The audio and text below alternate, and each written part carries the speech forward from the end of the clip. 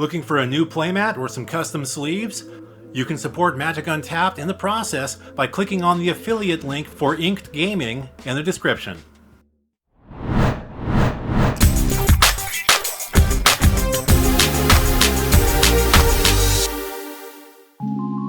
On October 3rd, 2008, Magic the Gathering's 47th expansion, Shards of Alara, released. Featuring a set symbol that illustrates the 5 separate shards of the plane of Alara, as the plane, which, thousands of years in the past, had been one of a harmonious balance of the 5 colors of magic, had been broken into 5 separate places, each of which containing 3 allied colors of magic, while lacking the 2 enemy ones. As such, each shard evolved drastically different in the many generations that followed. And beyond ushering in not just a new story to the game, Shards of Alara also brought with it a major change to the cards themselves. As far as that new story is concerned, the block's entire story can be found within the novel Alara Unbroken by Doug Beyer, as well as the companion book Planeswalker's Guide to Alara, written by Beyer and Jenna Holland. Now, without further ado, our summary. The draconic planeswalker, Nicol Bolas, has fled from the plane of Dominaria in an attempt to outrun the multiverse-altering Mending after the sealing of various temporal rifts that were threatening not just the plane of Dominaria, but of time and space as well. Bolas, however, finds that he is unable to escape the inevitable, as the omnipotent, godlike planeswalker is stripped of much of his power and nigh immortality. Hell-bent on regaining his lost power, the planeswalker travels to Alara, a fractured world of equally fractured magics that seems ripe for the taking. Meanwhile, another planeswalker, the dragon-worshipping Sarkhan Vol, has been traveling the multiverse ever since his spark ignited. Obsessed with dragonkind, which had gone extinct in his home world, he hops from plane to plane in search of them. He finds himself on Jund, a shard of Alara abundant in red, black, and green mana, but devoid of white and blue.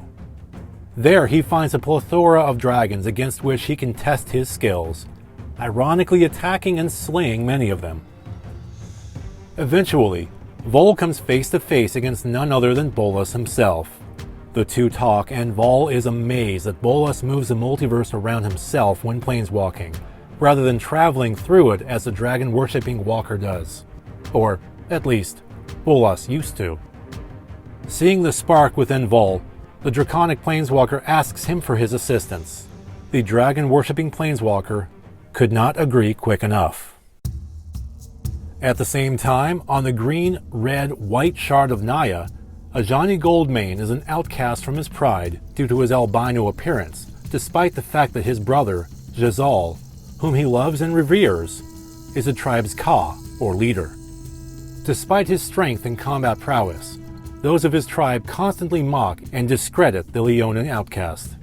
But despite being an outcast amongst the majority of his pride, Ajani pays visits to his brother.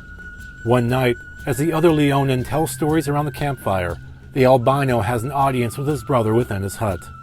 Inside, he notices markings on the wall that seem to resemble him, but Jezal avoids the topic.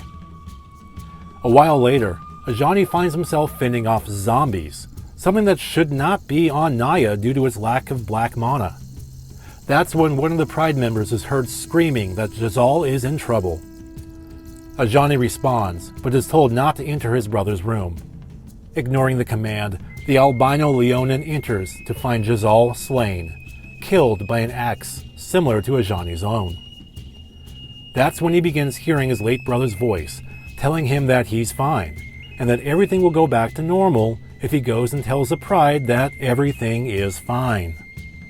Ajani then realizes he's having a conversation with a corpse and snaps out of it, then has what appears to be a major breakdown. In reality, it's his unrealized planeswalker spark igniting. The next thing he knows, he's in a strange, unknown astral place, whereupon he witnesses the 5 shards of Alara growing closer and closer to one another. Now a novice planeswalker, Ajani returns to Alara, but lands on a different shard. He immediately is swarmed by a group of fleeing goblins, only to see a dragon hot on their tails. Ajani joins the goblins and begins to hightail it out of there. Thankfully, Sarkhan Vol shows up and takes care of the dragon. He helps Ajani up, and the two talk for a moment before splitting ways, with Vol off to seek more dragons, and Ajani planeswalking to his native Shard of Naya, resolute on finding and killing whomever had slain his brother. Soon he catches up with whom he believes to be the culprit, a fellow Leonin named Tenok, who had been one of Ajani's main persecutors. He finds his target, conveniently enough, standing on a cliff's edge. The albino Leonin approaches the unsuspecting Tenok and accuses him of murder before pushing him off to his death. Unfortunately for Ajani, Tenok grabs the novice planeswalker as he falls, pulling him down with him. As they plummet, Tenok manages to grab hold of the cliff face with Ajani grasping his foot, only for Tenok to push him off, allowing Ajani to fall. And in yet another storyline, Elspeth Tiril, another planeswalker, is also on one of Alara's shards. Not long a planeswalker herself, she came from a yet unknown plane that had become overrun with frightening monsters. The terrors there had ignited her spark, and she found herself on the white-green-blue shard of Bant. Restitute to defend the innocence of Bant against the sort of horrors she had seen on her home plane, she joins up with the shard's fellow knights. One such knight, Rafik, is a man of absolute honor who travels the shard participating in ritualistic duels as a means to solve conflicts. As Elspeth herself is sparring against the fellow knight, she accidentally nearly kills him. Afterwards, the knight finds himself lucky to be alive and quickly deduces that Elspeth must have used some sort of spell to save his life. Not wanting to acknowledge the elephant in the room, Elspeth departs. That's when her lower-ranking comrades alert her to the presence of a white-furred visitor, something she doesn't really want to deal with. Regardless, she senses the battered and bruised Ajani to be a planeswalker and convinces her underlings that he's not a threat. As he recuperates in the knight's care, Elspeth tries to convince Ajani to join the order. Ajani refuses, however, stating he has some personal business to attend to. Soon enough, Ajani feels his strength return, and he travels back to Naya to take care of that unfinished business. Meanwhile, another Leonin, one known as Marisi, is in search of an ancient artifact known as the Relic of Progenitus on behalf of her master, Nicol Bolas. She closes in on the artifact and activates a dragon-scale vessel she was carrying. That's when Ajani crosses paths with her.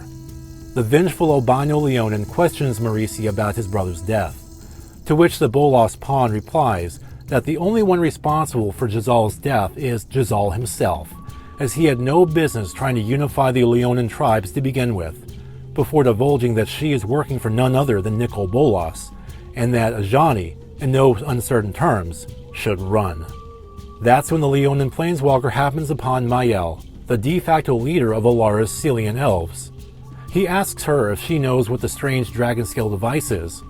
She informs him that it's a spell vessel. That's when he recalls an extremely similar vessel in his late brother's hut at the time of his demise.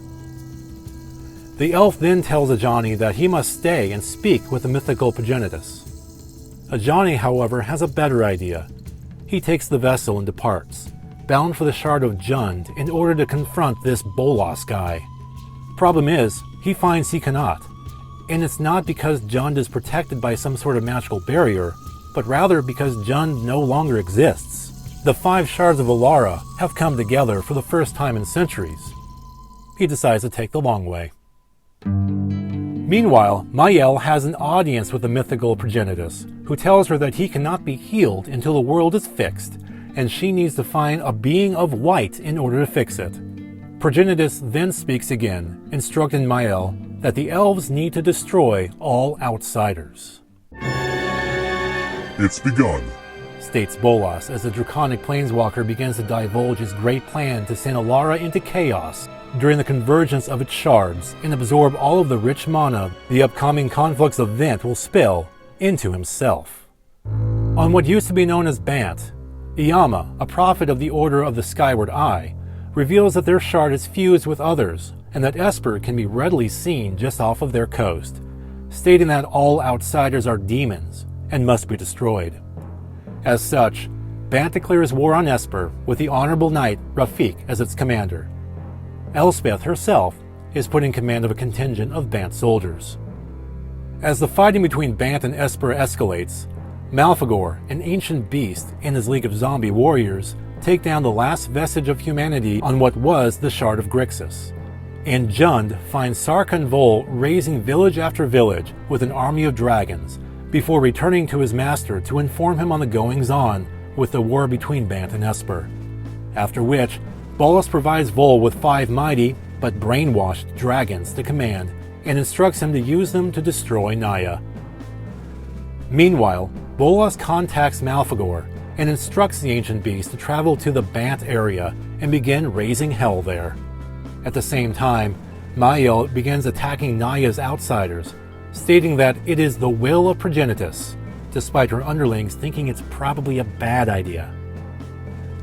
Over time, all of the conflicts and violence between the denizens of Alara's now combined shards comes to a head, as an event known as a Maelstrom, a chaotic storm of mana created by the conflict's event, forms and grows at the exact point that the 5 shards all meet. As the strife on the plane increases, so does the storm in both size and strength. Bolas is pleased as he grows closer to his goal of absorbing the rich mana that makes up Alara's Maelstrom in order to regain his lost power. He sends a now disgruntled Malfagor to Bant to activate the obelisk there, the final such structure needed to be switched on for Bolas's goal to become realized. After some choice words, the ancient beast does do as he is commanded. In Bant, Rafik rendezvous with Elspeth, informing her that Malfagor is coming, but that Bant's knights are ready to stand fast in defense. Elspeth commands her troops to attack, but the effort is futile as Malfagor kills knight after knight, using their collective life force to activate the Bant obelisk. The angel, Airsil, shows up with the sword of Asha and hands it to Elspeth, instructing her to give it to Rafik. The militant planeswalker does as instructed and hands it over to the knight. He then charges Malfagor. Elspeth levitates him and hurls him, sword first, directly at the ancient beast. In one fell swoop, Malfagor is no more. Meanwhile, from Naya, Mael arrives with her elven army, as does Zaliki in her ranks of Nactil. Ajani, who is also on scene, tells both armies to run, for Bolas is on his way. Zaliki then informs the Leonin planeswalker that she was the one who is responsible for his brother's death, having been manipulated into it by Marisi. That's when Ajani once again hears Jazal's voice in his head, telling him not to kill Zaliki in revenge. Ajani is disheartened, for his quest would go unsatisfied. Just then, Sarkhan Vol and the ancient Jund dragon, Karthus, arrive and attack all of the armies at once. Ajani snaps out of it and begins to put 2 and 2 together, reaching the realization that the mana from their spells, as well as those from others on the plane, are fueling the Maelstrom. Just then, the Bant monolith begins to send torrents of mana directly into the growing storm. That's when Bolas shows up and begins killing. Ajani hollers at everyone within earshot, telling them to run. As the various armies begin to retreat, Ajani notices Bolas smile. "I've survived more apocalypses than you've had chest colds," says the draconic planeswalker to Ajani as he toys a bit with a novice Leonin planeswalker. Bolas then steps in the Maelstrom itself, absorbing its rich mana. The draconic planeswalker feels himself regaining his lost pre-mending powers almost instantly. Ajani leaps in after him, severing the mana bonds feeding the storm and absorbing what remains for himself. Using this newfound power, the Leonin planeswalker summons an effigy of Bolas's own soul, which clashes with the draconic planeswalker, causing them both to disappear from the realm. The Maelstrom and the conflicts that created it have ended. Later on, in the aftermath, Elspeth resigns from her post within Bant's Order of Knights, stating that she is leaving Alara forever. Sarkhan Vol believes that Bolas is still alive. He ponders leading a heroic life, but planeswalks off of Alara before coming to an absolute decision. Ajani, meanwhile, is washing the floor in his late brother's room. Zaliki pays him a visit. The two have a calm conversation, during which Ajani informs her that he will be departing from Alara. He appoints her as the Pride's new Ka, then resumes his cleaning. And well, that's the Alara Unbroken and the entire Shards of Alara block as a whole, really. Thankfully, there's still more to tell about Shards as a set itself. He's not done yet. Shards of Alara introduced a handful of changes to Magic the Gathering. First off, in terms of packaging and products, Wizards of the Coast decided to forego including the set's novel within the set's Fat Pack bundle, a practice that began in late 1999 with the set Mercadian Masks. Instead, players received a brief introduction of the set's novel and Planeswalker guide. Pro Tour cards, which were found randomly as bonus cards within booster packs, were discontinued as well.